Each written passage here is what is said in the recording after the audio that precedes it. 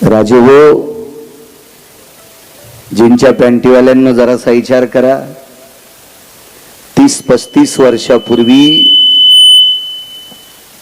30-35 वर्षापूर्वी 50 गावात एक गाव पण सापडत नव्हतं की लग्नात नुकती केली. तुमच्या लहानपणी हीच परिस्थिती होती ना. 50-30-40 गावात कुठंतरी एखादा गडगंज श्रीमंत असायचा आणि त्या श्रीमंताच्या मुलीच्या लग्नात नुकती केल्या जायची. नुकती त्याच्यात पण आमंत्रण मोजक्यांना असायचे. तोंड पाहून मधल्यांना आमंत्रण नसायचे. हा काळ तसा होता, नव्हती परिस्थिती इतकी मोठी.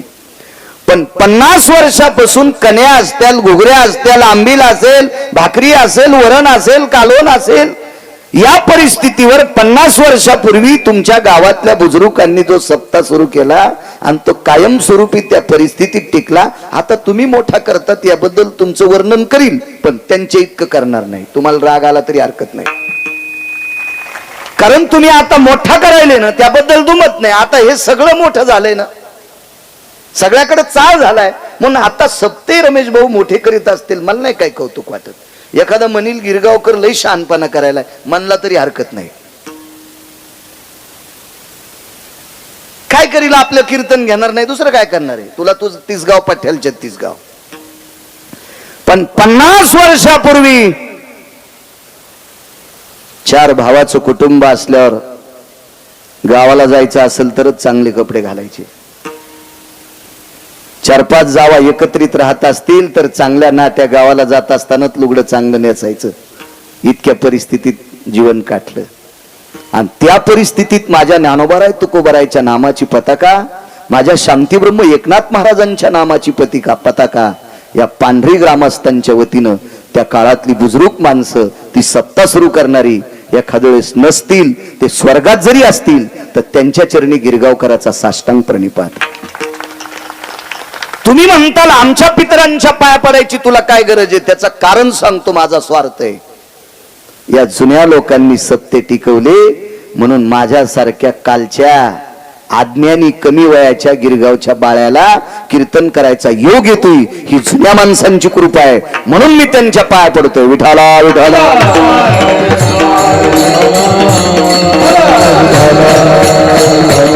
तुझ्या गावात जेवढ्या नावाची मंडळी असतील तेवढ्यांना मनपूर्वक प्रणाम, धन्यवाद. तारखेच्या संदर्भात भीमरावजी पैठणे चिंचखेडचे तुमच्या सत्ता कमिटीच्या वतीनं गावकऱ्यांच्या वतीनं संपर्क करत होते. मलाही येण्याचा योग आला, ते आहेत सुद्धा. आज मृदंगाचार्य हरिभक्तीपरायण आमचे गणेश महाराज या परिसराला लाभलेलं अत्यंत तात्विक सात्विक मृदंग क्षेत्रातलं वैभव महाराजांना सुद्धा प्रणाम. आदरणीय हरिभक्तीपरायण याच गावाला लाभलेलं गायन क्षेत्रातलं रत्न चे खुशाल महाराज. आंध्र प्रदेशाच्या कॉर्नरला आपण एकदा जायचो. आंध्र प्रदेश, आता त्याला तेलंगणा म्हणते. हो, तिथपर्यंत खुशाल महाराज. त्यांना मला आज कळालं यांचं हेच गाव आहे बैठकीत भेटल्यावर. वा, खुशाल महाराज तुम्हाला सुद्धा प्रणाम. आदरणीय आमचे हरिभक्तीपरायण काकडे महाराज आहेत, वारकरी माणूस छान. काकडे महाराजांना सुद्धा धन्यवाद, प्रणाम. त्यांच्या बाजूचे दादा आहेत त्यांना प्रणाम, चौकदार आहेत त्यांना प्रणाम, इनेकरी बाबा आहेत त्यांना प्रणाम. गायन क्षेत्रातलं तज्ञरत्न संगीत विशारद आदरणीय हरिभक्तीपरायण आमचे संतोषजी महाराज, गोड ज्यांचा आवाजावर प्रभुत्व आहे, महाराज तुम्हाला सुद्धा प्रणाम. बाजूचे हरिभक्तीपरायण अहिलाजी महाराज आहेत, महाराज तुम्हाला सुद्धा प्रणाम. सर्वांना मस्तक माझा पायावरी या वारकरी संतांच्या पंचकृषीतून आलेला तुम्ही श्रोता वर्ग, अमूल्य वेळ खर्च करून माझ्या ज्ञानोबाराय तुकोबाराय नाथबाबा सावता महाराज सेना महाराज या संतांच्या नामचिंतना करता तुम्ही वेळ देता, म्हणून आळंदीतल्या मालकांच्या उकोक्तीनुसार तुमच्या चरणी साष्टांग प्रणिपात करतोय. तुम्ही कथा कीर्तनातला श्रोता हा प्रत्यक्ष शंकर असतो, तुम्हाला प्रणाम करतोय. साऊंड सिस्टीमवाले आमचे सोमनाथ राजे त्यांना सुद्धा धन्यवाद प्रणाम. आदरणीय दादा आहेत सूर्यवंशी काका आहेत, त्यांना काकांना सुद्धा प्रणाम. आधी करून आमचे रमेश भाऊ आहेत, भीमरावजी आहेत, तकले अण्णा आलेले, सुजित आधी करून, आणि कॅमेरेवाले अजय, सगळेच माणसं तुम्हाला सगळ्यांना प्रणाम करतो. फक्त अभंगाचं कडवं टाका जरे, एकच विनंती लावा. अरे ज्ञानोबाराय तुकोबारायच्या नामाचा प्रचार करतात तुम्ही, तुम्ही सुद्धा कीर्तनकाराच्या बरोबरीचे आहात. फक्त अभंगाचं कडवं टाकी जा. विठाला विठाला विठाला.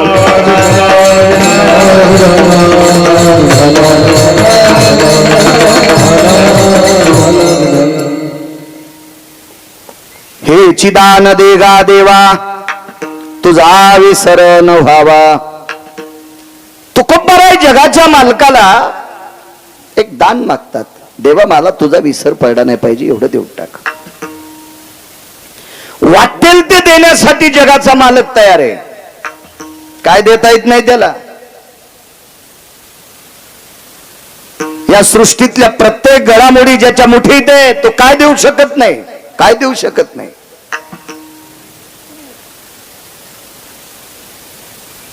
एखाद्या माणसाकडे जरा वैभव आलं तर तो सुद्धा देण्याच्या गप्पा करतो. त्या विश्वाचं वैभव ज्याच्या ताब्यात आहे तो किती देत असेल कल्पना करा. त्याला काय देता येणार नाही, काय नाविन्य असेल त्या मालकाकडे. पण तुकोबारायांनी तडा दिला. नकोय म्हणले, मला काही नकोय, फक्त एकच देऊन टाक, तुझा विसर झाला नाही पाहिजे. तर ब्रह्मांडाच्या मालकाने तुकोबारायाला सांगितलं, तुकोबाराय तुमची परिस्थिती प्रापंचिक फार मोठी होती, पण कालांतरानं तुमची प्रापंचिक परिस्थिती म्हणजे आर्थिक परिस्थिती इतकी ढासळली, एवढी ढासळली, एवढी ढासळली, ती पाहून मला सुद्धा करमत नाही. कोण म्हणते माहितीये? पंढरपुरातले मालक. तुकोबारायाने सांगितलं, देवा माझी प्रापंचिक परिस्थिती पाहून जरी तुम्हाला करमत नसेल, पण मी काही माझ्या प्रापंचिक परिस्थितीची व्यथा तुमच्या पुढे बांधलेली नाही. मी सतसत विवेक बुद्धीने विचार करून तुमच्या पुढे एक मागणी मागतोय, मला फक्त तेवढी देऊन टाका, तुझा विसर न व्हावा. माझ्या प्रापंचिक परिस्थिती जी माझ्या प्रारब्धाची गती आहे. अन्नमान धन हे तो प्रारब्धाधीन, याच्या बाबतीत काही तुम्ही करू नका देवा. जे असेल ते माझं प्रारब्ध मी भोगण्यासाठी तयार आहे. आणि त्रेतायुगात तुम्ही तुमचं प्रारब्ध तुम्हाला चुकवता येत नाही, तुम्ही आमच्यात कशाला बोट घालता? कर्मे श्रीराम वनवासा गेला, कशाला चुकवता बोट घालून? मला इतकंच देऊन टाका. मला काय प्रखर भाषा असले लोकांची. ग्रामपंचायतच्या सदस्य पुढे बोलताना भिवून बोलावं लागतंय. एखाद्या वेळेस आपण याच्या विरोधात गेलो तर याच्या रानातून रस्ता असल्यावर जाऊ देतं का नाही? माझ्या विरोधात गेलतास तुला माया रस्ते गळा शेतातून रस्ता बंद. विश्व ज्याच्या ताब्यात आहे रमेशराव, सरळ तुकोबाराय म्हणले, देवा आमच्या बाकीच्या गोष्टीत काही तू बोट घालू नकोस, त्याच्यात टांग मारू नकोस, फक्त तेवढंच देऊन टाक, मला तुझा विसर नाही झाला पाहिजे. महाराज हे ऐकत असताना सुद्धा देव शांत आहे. त्यार्थी या लोकांचा अधिकार किती मोठा असेल कल्पना करा. या बोलणाऱ्या लोकांचा अधिकार किती मोठा असेल. याचं कारण सांगू का? विश्वाचा मालक किती मोठा आहे हा तुम्हा मला जर ठावा केला असेल तो संतांनी केलाय. महाराज एका ठिकाणी म्हणतात, तू विसरून गेलास का? अरे आम्ही तुला ठाव केलं देवा, जगांना तू माहित केलास ना? आम्ही केले, आम्ही केले, आम्ही केले. पुरावा आहे फार सुंदरसा. वा, ही त्या अधिकारावर असलेली कडक तात्विक सात्विक भाषा. याच्या पलीकडचं सांगू का? संत इतक्या प्रबळ स्थितीनं का बोलतात माहितीये का? विश्व ज्याच्या ताब्यात आहे त्याला जगाचा बाप म्हणतात. तुम्हाला आणि मला इथे किती दिवस ठेवायचे आणि कोण्या दिवशी मळ्यात नेऊन फुकायचे ही ज्याच्यात ताकद आहे त्याला देव म्हणतात. पण त्याला सुख द्यायची ताकद संताची. संताची सुख झाले या देवा, मनवून सेवा करी त्यांची. देवाला सुख देण्याची ताकद संतात आहे. भगवान मला माझ्या परिस्थितीचा कशाला विचार करता, एकच देऊन टाका, फक्त तुझा विसर झाला नाही पाहिजे, त्याच्या वेळी काही नकोय. मालक म्हणले, तुकोबाराय माझा विसर तुम्हाला पडला नाही पाहिजे असं देऊन टाकतो, पण फायदा काय? मला माहिती ना काय फायदा आहे. मी विवेक बुद्धीने मागतोय, गाफीलपणाने मागत नाही, अतिताईपणाने मागत नाही, चंचलपणाने मागत नाही. विवेकाला स्थिर करून मागतोय देवा की तुझा विसर न पडण्यात जी ताकद आहे का ती कशातच नाही, तेवढंच देऊन टाक. बऱ्याच मागण्या केल्या. कधी कधी देवाच्या पायाची सेवा मागितली, कधी कधी कधी त्याच्या नामाचा उच्चार मागितला. वाटेल असं काही काही. कधी कधी देवा मला वारकरीच कर, होईन भिकारी पंढरीचा वारकरी. अशा बऱ्याच बऱ्याच बऱ्याच बऱ्याच गोष्टी मागत गेले. आज मात्र तुझा विसर न व्हावा हे मागितलं. देवानं बऱ्याचपैकी काही सांगितलं होतं. तुम्हाला घर देतो, नकोय. पद देतोय, नकोय. संपत्ती देतोय, नकोय नकोय नकोय नकोय नकोय. का नको म्हटले असतील? वडिलाची रीत जाणत सो काही मागणे हे आम्हानुचित वडिलाची रीत जाणत सो. आमच्या बुजुर्गांनी आतापर्यंत विश्व निर्माण झालं त्यावेळेस पासून या संप्रदायातल्या लोकांनी माझ्या बुजुर्गांनी काहीच मागितलं नाही देवा, मग मी कशाला मागून वर्षांचं नाव खराब करू. नकोय देवा, काही नकोय, काही नको, काही नकोय. तुकोबरा एका वारकऱ्याचं चरित्र देवाला सांगतात. का मागितलं नाही तुकोबरायने? वडिलाची रीत जाणत असो. अंगद नावाची व्यक्ती त्रेतायुगात होऊन गेली. फार चतुर, सात्विक, सदाचारी, पुण्यशील, कर्तव्य दक्ष नावाची एक व्यक्ती होती अंगद. अंगद तसा योनीनं पशु योनीत होता, वानरांच्या योनीत होता. पण एवढा कर्तव्य दक्ष अंगद, एवढा कर्तव्य दक्ष अंगद, पंढरपुरातल्या मालकांनी 7व्या अवतारात त्रेतायुगात आपल्या पक्षाचा सेनापती पद अंगदाला देऊन टाकलं. एवढ्या अधिकाराचे अंगद होते. आणि ती पूर्वजाचा इतिहास तुकोबाराय देवा पुढे मांडतात. मला बाकीच्या कारणात गुंतू नको, मी मागतोय तितकं देऊन टाक. या अंगदाला पंढरपुरातल्या मालकांनी लंका देऊ केली. लंका, त्या लंकेमध्ये 7 कोटी घर सोन्याचे होते. 7 कोटी. एका घराची चौकट टिकल्यावर 15-12 आमदार होता येते. रावणाच्या एका घराची चौकट टिकल्यावर 15-12 आमदार होता येते. काय मायवेली कोणाची, त्याच्या विरोधात फॉर्म भरायची. नुसत्या भावट्याचं वजन होतं 22.5 क्विंटल. रमेशराव, 22.5 क्विंटल. उभ्या आणि आडव्या भावट्याचं वजन 22.5 क्विंटल होतं. 22.5 क्विंटल. कुलाफेन, फाळ्यान, तडशेन, फडशेन हे तर सोडून द्या. 15-12 आमदार होता येते. 15-12 एका चौकटीत, एका चौकटीत. गुणिले 7 कोटी चौकटी. छत वेगळे, भिताड वेगळे, पायऱ्या वेगळ्या, फरच्या वेगळ्या. 269 किलोमीटरचं एकीकडचं भिताड होतं. गोळ्या नाही संपल्या माया, वाचून सांगतोय, ऐकून बी सांगत नाही कोणाचं. 269 किलोमीटरची भिंत पूर्वेकडची होती. पूर्वेकडची पूर्ण सोन्याची. 3 भिताड घरी गेल्या बघा किती लांबीचे होते आणि किती उंचीचे होते. ते अंगदाला देऊ केलं. फॉर्म टाकला मारुतीराय पुढं. राजे हो, मागाईसाठी फॉर्म टाकला असता तर फाडून टाकला असता. देण्यासाठी फॉर्म टाकला. मारुतीरायने सांगितलं तुमचं तुम्ही बघा. 7 कोटी घराची लंका देऊ केली अंगदाला. आणि मारुतीरायला सांगितलं तुझ्या हाताने देऊन टाक. मारुतीराय म्हणले जरी आमच्या कुळातला असेल पण मला खालीवरी बोलून तुम्ही ठरवा. अंगदाला जवळ बोलवलं. अंगदा, जी मालक, जी जी जी जी. रावण मरेपर्यंत सीता देत नाही. होय. आणि रावण मारल्याशिवाय मला सीता नेता येत नाही. आणि रावण मारल्या मी लंका देऊच कोणाला, मला वाटतं तुला देऊन टाकावे. अंगदानं सांगितलं देवा याच्यानंतर हा शब्द वापरायचा नाही. वापरायचा नाही, हा शब्द वापरायचा नाही. कशामुळे मला लंका द्यायले? ऐक ना अंगदा, तुझ्या बापाला मी मारलं रे, वालीला मी मारले. तुझ्या भावाला जरी मी मारला असेल तरी पण तू माझ्या पक्षाचा झेंडा धरला. याच्याकरता मी तुझ्यावर प्रसन्न आहे, म्हणून तुला 7 कोटी घराची लंका देऊन टाकतो. नका देवा, कशाला कशाला देताय? लक्ष्मणजीला राग आला. लक्ष्मण शेषाचा अवतार, थोडासा राग येणं साहजिक आहे. आणि लक्ष्मणजीनं सांगितलं अंगदा कोणापुढे नकार देता? शांत बसाला. आणि मालक म्हणे जास्त फुमफुम करू नका, शांत बसा. ते अधिकारी लोक होते, ते भेट नव्हते कोणाला. भेटाय कोण माहितीये का? कानकोंड. जे ताटा खालचं मांजर असतंय का ते कोणाच्याही दारात शेपूट आली. ते कोणा हे कानकोंडीच नव्हते लोक. याच्याकरता भ्यायची काही गरजच नव्हती ना. लक्ष्मणजीला म्हणले लहाने मालक शांत बसा. लक्ष्मणानं सांगितलं अंगदा तुला कळतंय का कोण आहे? जगाचा बाप आहे. मग लंका भेटते का कोणाला? पण ती तुमच्यासाठी दुर्मिळ असेल, आमच्यासाठी सुलभ आहे. लक्ष्मणजीला माहितच नव्हते पोरग किती अधिकारी बापाचे. तर अंगदानं सांगितलं लहाने मालक मोठे मालक ऐका, लंका ज्याची आहे त्याला रावण म्हणतात. आणि त्या रावणाला बगलात घेऊन माझ्या बाबानं 4 समुद्राच्या आंघोळी केल्या. माझे बाबा किती ताकदवान असतील याचा विचार करा. रावणापेक्षा 28 पटीने शक्तिशाली वाली होता. जर माझ्या बाबाच्या मनात रावणाच्या संपत्तीविषयी पाप असतं तर बगलात रावण दाबला असता. टमाट फुटल्यासारखा रावण फुटला असता. लंका कोणाला राहिली असती? लक्ष्मणजी म्हणले वालीला. मग वाली गेल्यावर लंका कोणाला? अंगदाला.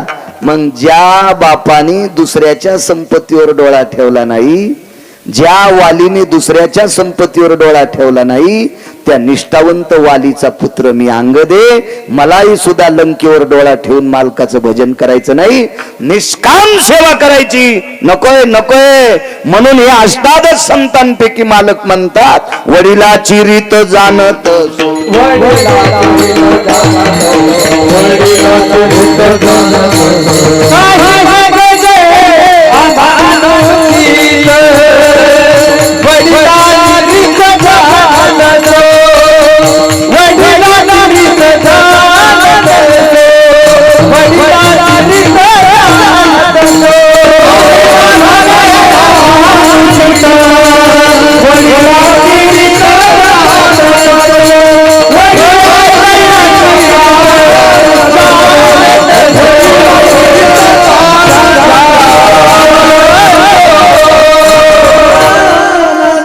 मागच्या लोकांनी आतापर्यंत काही मागितलं नाही भगवान या आर्थिक व्यवस्थे बाबतीत. मग मला कशाला बुडवता? मला फक्त एक देऊन टाका, तुझा विसर न व्हावा. मग काय माझा विसर न पडण्यात तो कोबार आहे? तुम्हाला काय साध्य होणार आहे? ऐका देवा. द्वापार युगामध्ये पांडवांचं कौरवाचं वैर झालं. अत्यंत विकोपाचं वैर होतं, ते टोकाचं वैर होतं. आणि या वैराकार दुर्बुद्धीला खतपाणी घालणारा एक त्या काळातला विवेक भ्रष्ट, मतिभ्रष्ट, नीतिभ्रष्ट, आचरण भ्रष्ट, शील भ्रष्ट, 23 प्रकारे त्याच्यातली बस झाली एवढेच, असा एक व्यक्ती होता. त्याचं नाव होतं शकुनी, गांधार देशाचा राजा. आणि या शकुनी नावाच्या व्यक्तीनं 2 भावाच्या मधात विष कालवलं. एके दिवशी शकुनीनं सांगितलं, बाचेबुवा, पांडवायला एक नवीन घर करा, लाक्षाग्रह राहिला. पुरोचन नावाच्या व्यक्तीच्या हाताने तुझा विसर न व्हावा का मागितलं तुकोबारायने. गावाच्या हस्तनापुराच्या बाहेर बऱ्याच दूर एक घर बांधलं. इतका मोठा बंगला, इतका मोठा बंगला. त्याच्यात राळ, रांजा, कापूर, वेळूच्या चिवट्या असे ज्वलनशील पदार्थ टाकले आणि सुंदरसं घर तयार केलं. घराला रंगरंगोटी केली. घडीवर बघावा असं घर होतं. इंद्राच्या वैभवाला लाजविल इतकं सुंदरसं लाक्षाग्रह होतं. पण ते घर म्हणजे मृत्यूचा सापळा होता. त्याला अग्नी लागल्याबरोबर 11 सेकंदात घर जळणार होतं. एवढी मोठी त्याच्यात प्रभावशाली ज्वलनशील क्षमता होती. आणि एके दिवशी दुर्योधन आला आणि आपल्या काकीला म्हणतो, काकी, तुम्ही राहता त्या घराची पडझड झालेली. बाबा राजे आहेत माझे, मी राजपुत्र आहे, राजकुमार आहे. या नात्याने माझ्या काकीला आणि माझ्या भावाला चांगल्या प्रतीचं घर भेटावं याच्याकरता तुमच्यासाठी त्या घराचं नियोजन केलंय. पण कुंती अधिकारी स्त्री होती. कुंतीनं होकार दिला पण राहण्यासाठी जात नव्हती. कुंतीनं सांगितलं, सुयोधन राजकुमार जाते एके दिवशी. मुहूर्ताचा दिवस निश्चित केला आणि त्याच्या आधी 4 दिवसानं विदुर काकाच्या घरी प्रवेश केला. आपल्या भाऊजई आल्याबरोबर विदुर काकाने आवाज दिला, वहिनी साहेब आपण या. या वहिनी साहेब या. बसायला बोऱ्या टाकला. विदुराच्या धर्मपत्नीनं पाणी दिलं आपल्या जावेला. विदुरानं विचारलं, वहिनी साहेब, हर्षाच्या घरी गंगा यावी असं आमच्याकडे तुम्ही आलात, काय काम आहे? काका, राजकुमारांनी आम्हाला गावाच्या बाहेरचा वाडा राहण्यासाठी दिलाय. त्या घरात परवाला मुहूर्त काढला आणि त्या घरात राहण्यासाठी जायचंय. काकांनी सांगितलं, होकार दिला वहिनी साहेब? जी. जा आता. होकार दिलाय त्या अर्थी जावा लागेल वहिनी साहेब. पण लक्षात ठेवा, ज्या दिवशी राहण्यासाठी जाताल त्या दिवशी 2 मिनिटं माझ्याकडे येऊन जा. निश्चय केला. राहण्याचा दिवस ठरला आणि त्या दिवशी आपली 5 वासरं घेऊन एक आई आपली लेकरं घेऊन त्या घरात राहण्यासाठी जात असताना चौकात उभे केली लेकरं. धर्माला सांगितलं, बाळा सांभाळा आपल्या 4 भावांना, मी 2 मिनिटात काकाकडे जाऊन येतोय. काका झोपड्यात राहत होते पर्णकुटीत. हो.